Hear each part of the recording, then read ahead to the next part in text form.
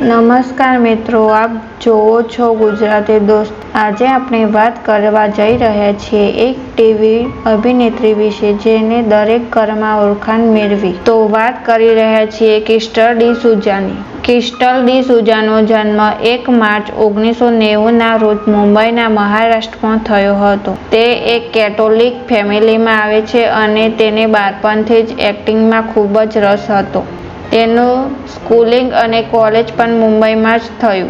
તેને અમૃતબેન ઝવેરિયા સ્કૂલ પછી તેમને ધ ઝવેરિયા કોલેજમાં પઢાયું।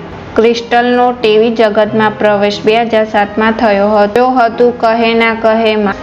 ત્યારબાદ તેમણે ઘણા લોકપ્રિય શો કરી દીધા જેમ કે ક્યા દિલ મેં હૈ ઓર કસ્તૂરી। અને પછી મોટો બ્રેક મળ્યો એક હજારો મેં મેરી બહેના હૈ થી, જ્યાં તેમણે જીવિકાની ભૂમિકા ભજવી હતી।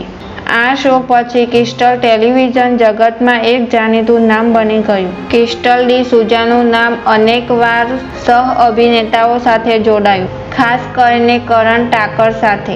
બંનેની જોડી ઓન અને ઓફ સ્ક્રીન ખૂબ જ પોપ્યુલર થઈ ગઈ। બંનેએ ક્યારેય જાહેરમાં પોતાની રિલેશનશિપ પુષ્ટિ નથી કરી।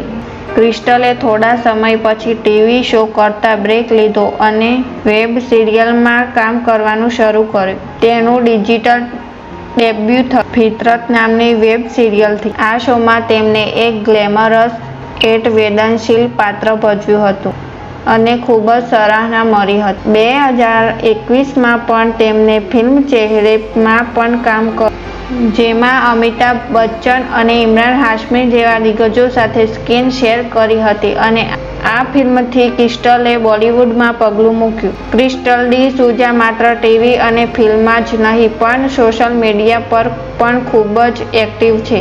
તેના ઇન્સ્ટાગ્રામ પર લાખો ફોલોઅર્સ છે અને તેના લુક, ડ્રેસિંગ સેન્સ અને લાઇફસ્ટાઇલ માટે લોકમોહિત છે।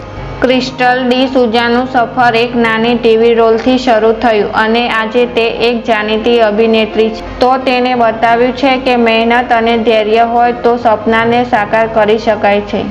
જો તમને આ વિડીયો પસંદ આવ્યો હોય તો લાઇક, શેર અને સબસ્ક્રાઇબ જરૂરથી કરજો।